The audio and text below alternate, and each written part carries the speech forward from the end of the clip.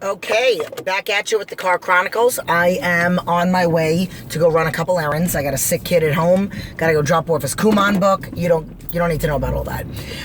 But as I mentioned, I have my little sheet of redos. So I got two topics, and one literally leads right into the other one. So one of them is about fresh starts and forgiving yourself. So when you have a bad day or make a mistake, it's really important that you forgive yourself and move forward and then allow yourself to have that fresh start. Not that fresh start that people say, oh, I messed up today, so I'm going to start my diet back on Monday. No, that's not what I mean. I mean doing your best to have a fresh start at that moment. But what you don't want to do, and I actually think I talked about this in two different videos, what you don't want to do is have a fresh start and keep relying on that fresh start. So if you make a mistake and then you forgive yourself and move forward, and then you have a fresh start tomorrow, and then, okay, just as long as I forgive myself and I move forward, I can have another fresh start. And then that leads me perfectly into another video that I did where mistake versus choice. So let's just say you let's just say you're getting ready to go to a party, or you're following this nutrition plan. You know what? Not a party, a family member's house, and your family is not very supportive. And I actually had somebody that messaged me on Instagram today and asked me about that. And the family is not very supportive. So you plan to go over there. You tell yourself, I'm going to follow my plan. I'm going to eat healthy. But you don't necessarily set yourself up for success, and you get over there and then you're overwhelmed with like people making comments and what's the big deal? What if you only have one chip isn't going to kill you, you do it all the other time. But most people, number one, that do that are haters, and they are trying to bring you down with them. They don't have the strength that you do, so they want to, misery loves company. So they are subconsciously, consciously, a little bit disappointed in themselves that they don't have the kind of willpower that you have. So it's like they're like, okay, come join me. I did a video on this on fit shaming. So they're trying to get you to join in their eat bad, because it's not, and they don't get, or maybe they do get, that it's not about that one chip. It's about trying to stay on plan. It's about that one chip turning into more. It's about, what is that one chip going to do for you? That's why I talk about, cheats don't make any sense. If you're trying to lose weight, there is no point in having a cheat. All you do is gain weight, you feel guilty, and all that other stuff. So I'm kind of going off on a tangent, but we're back to the example. So you get overwhelmed and everybody is on you about it, and boom, you go ahead and you eat bad. So first thing that I'm trying to teach you in this video is you forgive yourself. It doesn't mean don't call yourself names. I've done this, I've talked about this before in a video. I'm so stupid, I can't believe it, I'm so weak, how could I give in to that? No. If somebody was to say the things to you that you just said to yourself, you would be really hurt. But it's okay for you to say it. So no, talk to yourself in a different way. You know what? Let's just say your name is Stacy, which I don't have any Stacy clients. Stacy, you know what? Forgive yourself. It's okay. Lesson learned. Now move forward. But you do have to learn the lesson.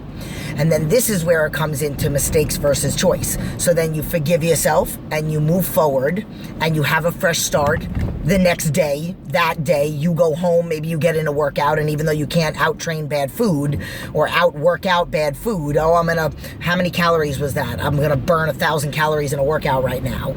No, it doesn't work like that. But now, fresh start, new beginning, boom. So now you're back on your program and all that other stuff. Now fast forward to another party. Maybe it's the next weekend. Maybe it's a double date, or maybe it's a family party, or whatever it is. And what do you not do? You don't set yourself up for success. You don't bring your food with you. You don't eat before you go. You don't come up with your coping skills. I did a video on what coaches do at games. They sit there and they give their players motivational speeches. Like, so many of them have been taped. Motivational speaking to get themselves fired up for the game. That's what you have to do for you. You have to get yourself fired up for the hatred or for the non-support or for the negativity. So that's what you have to do. You have to coach yourself. And then what I say is you have to have subject changers. So this is a little trick. So subject changers, meaning, let's just say if you have a mom or an aunt or a cousin that's a hater and then making all these comments about, oh my God, you have your Tupperware with your food, and they're hating on you. As soon as they make that comment to you, you have a subject changer, and you're thinking about it in the car. So you coached yourself, you sat here, you looked into your rearview mirror. Jen, you are not gonna eat bad. When Marty says something to you about this, you're going to change the subject and talk about this. Okay, what am I going to talk about? And then you either, everybody loves gossip, unfortunately, so you either remember something about another family member, or maybe you pretend like you really want to know. Oh my God, didn't you tell me you had a job interview? What happened with that? You change the subject. Especially if you change the subject for them to talk about them. Everybody loves talking about themselves. So, subject changer to get them to talk about themselves and get the focus off of you. You should have more than one. Then if you're feeling like you need a moment, everybody has to go to the potty, so go to the bathroom and then coach yourself again. Give yourself another little motivational speak. You don't have to say it out loud, but you are washing your hands after you go to the bathroom, which not too many people do, and I can't stand that in the gym, but whatever. You're washing your hands and you coach yourself. You think of another subject changer and then you go back out there. Now you didn't make another, if you didn't prepare your food and you didn't coach yourself and you didn't have your subject changers, then it wasn't a mistake if it happened again. It was a choice. You chose to not set yourself up for success. You chose to not learn the lesson of what happened before. You chose to not really have that fresh start be a fresh start learning from the experience that happened before. So, a couple different subjects here. So I've talked about this in videos before, but I really think I've even come up with a couple little extra cues that I didn't come up with in the last video. So I hope this helps somebody. I think that's really it. And this is probably going to be one of my shorter videos, but yeah. So I hope that helps. Remember these topics the next time you're about to go somewhere. And even if you don't think that it's that big of a deal, maybe if you're just going out with a friend out to eat and you're like, I'm totally going to order a healthy meal, you still have to have your coaching. You still have to have your subject changers. Maybe you do have a friend that's supportive, but maybe she occasionally from time to time, makes a comment about something that makes you feel bad. Now, I will say this. Nobody could say something she didn't make me feel bad. Like, for example, I've had so many people tell me that I look like a man. So nobody can make me feel like I look like a man. Nobody can make me feel bad about myself.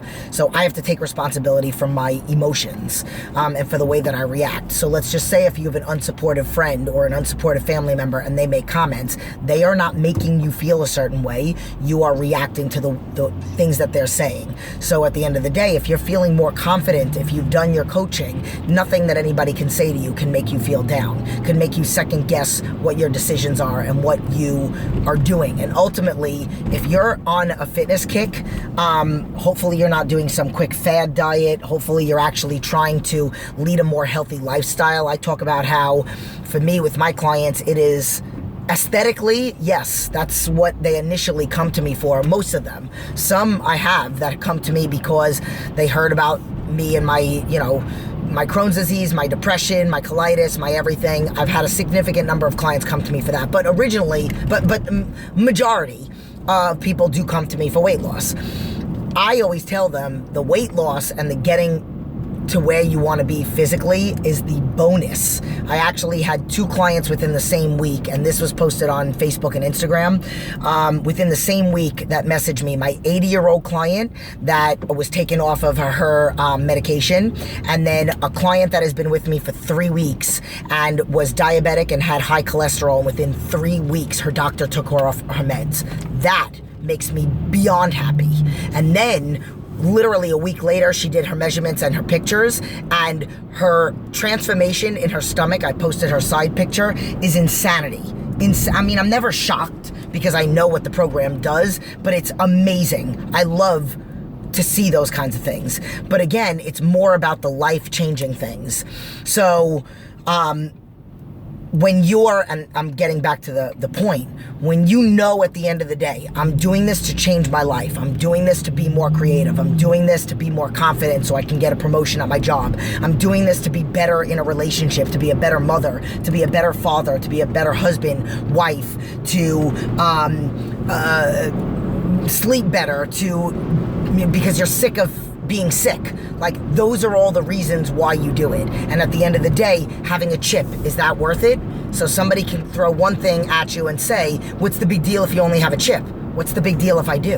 Like, why do you care if I have a chip? I don't feel like having a chip. A chip does nothing for me. 2 chips, a bag of chips. Actually, it does do something for me. It makes me feel like garbage. So think about those things. I'm really glad that I actually extended this for an additional 4 minutes, because there were a couple little extra cues that I just gave. So again, I really hope you guys liked it. I'm here at Target. Deuces to you. Mwah.